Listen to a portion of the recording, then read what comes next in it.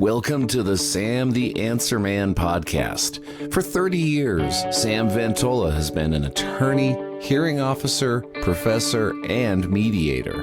Now he's here to answer your legal questions. Sam the Answer Man, law made simple. Here's your hosts, Sam and Gina Ventola. Hey everybody, I'm Gina. And I'm Sam. And welcome to the Sam the Answer Man podcast. Sam the Answer Man podcast, the one where your legal questions get answered by Sam, our resident answer man. That's me. So let's just jump right in and talk about, in our continuing series on mediation in practice, about probate mediation. So what is the mediator's role in this? So we talked about in an earlier podcast about probate cases. What is a probate case? And there are different kinds of probate cases, but most of them involve resolving how somebody's will is supposed to be distributed, or how somebody's estate is going to be distributed, whether they have a will or not.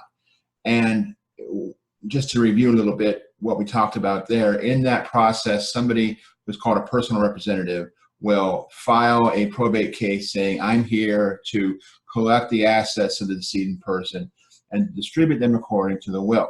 Now that may sound simple, but the reality is, in a lot of times, there are a lot of complications, and those have the potential to create disputes between people who are potential beneficiaries under the will.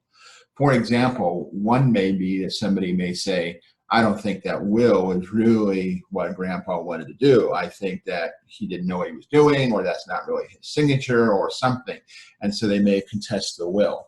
Another thing may be that they're upset with the way the personal representative is handling certain assets.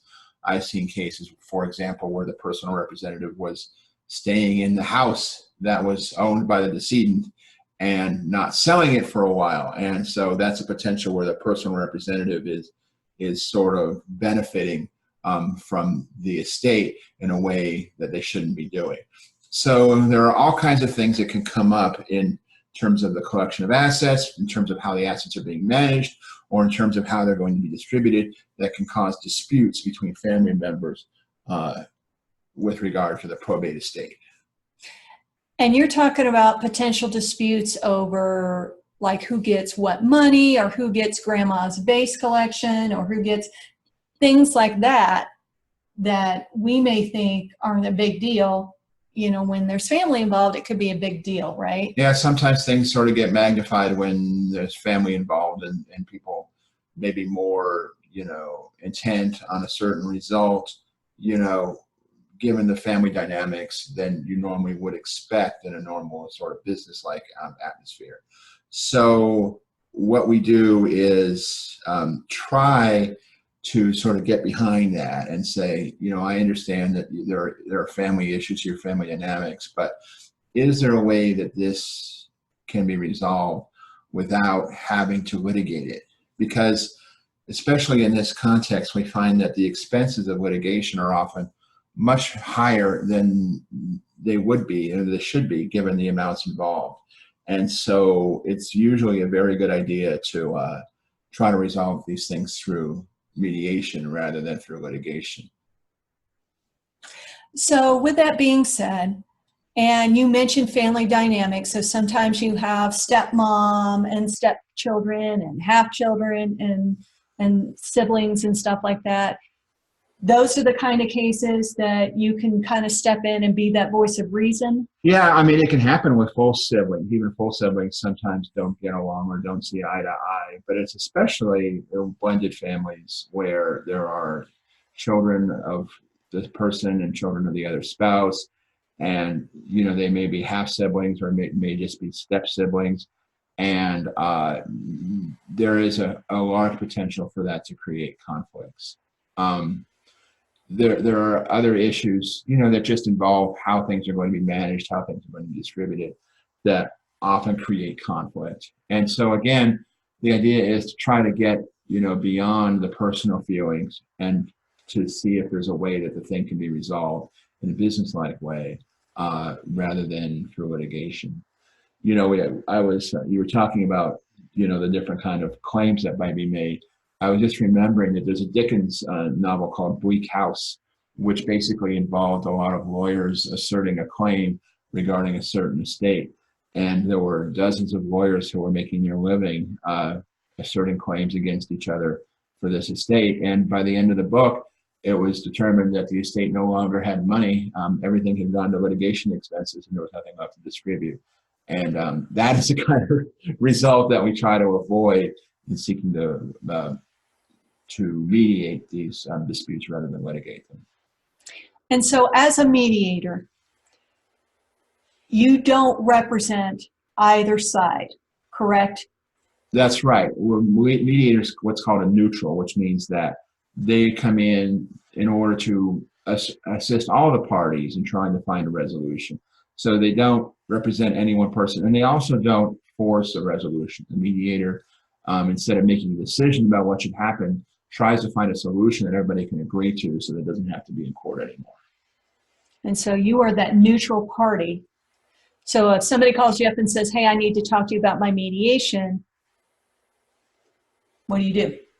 Well, I mean, one thing is if somebody contacts us on a mediation, whether it be in the probate context or any other context, you know, we can't give you legal advice at that time. A lot of mediators will say they never give legal advice. I don't say that. In the mediation, I will evaluate the claims and tell you, you know, what I think how the law applies. But I don't evaluate the claims before the mediation starts. So I can't answer questions about, you know, do I have a good case here? Is this a good claim? Is this something I should pursue?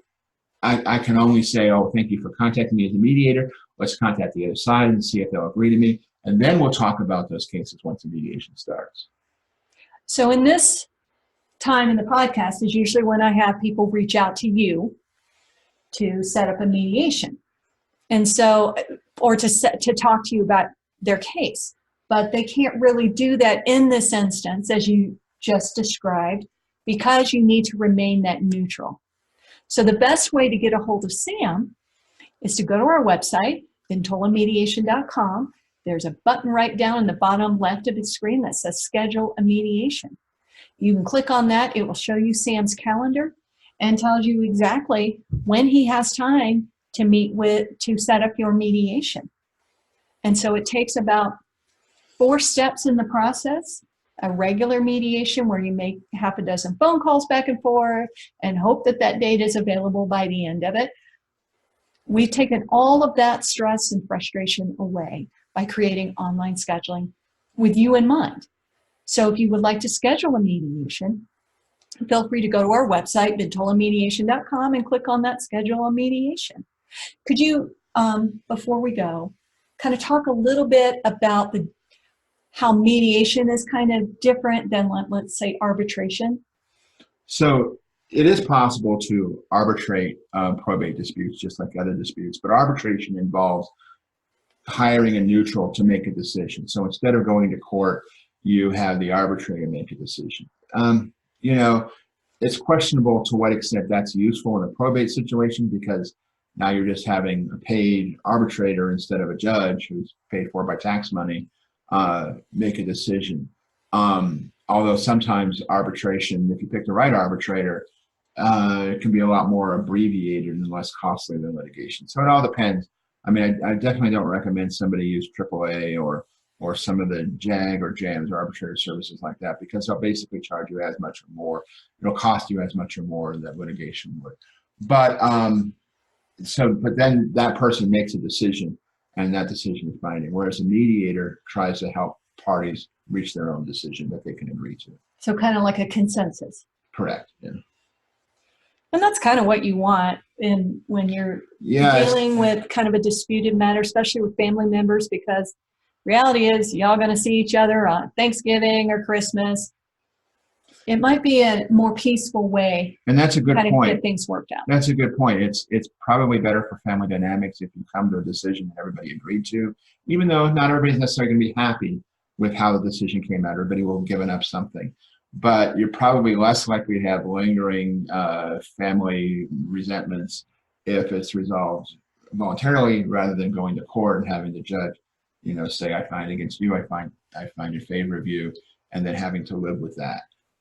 So mediation is probably a much better way than litigation or arbitration for resolving disputes where you have to, you're going to be family after the thing's over. Well, thank you, Sam. Do you have anything else you'd like to add? No, I don't think so. Well, this podcast reminds me of one of my favorite Beatles quotes. Life is very short, so there's no time for fussing and fighting, my friend. And that's basically... I've always thought that it's a crime. So I will ask you once again, we can work it out. We can work it out, and you can work it out. So if you'd like to do that, go to our website, ventolamediation.com, click on Schedule a Mediation, and get yours done with Sam. If you like our podcast, you can check us out in many places. You can find us our YouTube channel, Sam the Answer Man. Just click on subscribe so you can keep in the loop with all the ever-changing legal landscape, I would say.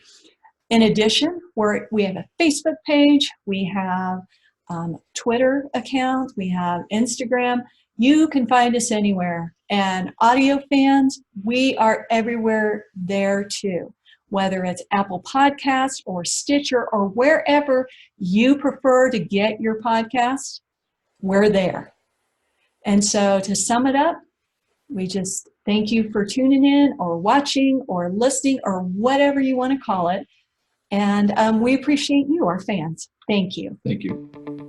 If you would like to discuss your legal issue with Sam, please contact Ventola Law at 303-864-9797 or check out our website at www.ventolalaw.com. Ventola Law, mediation and legal representation at an expert level.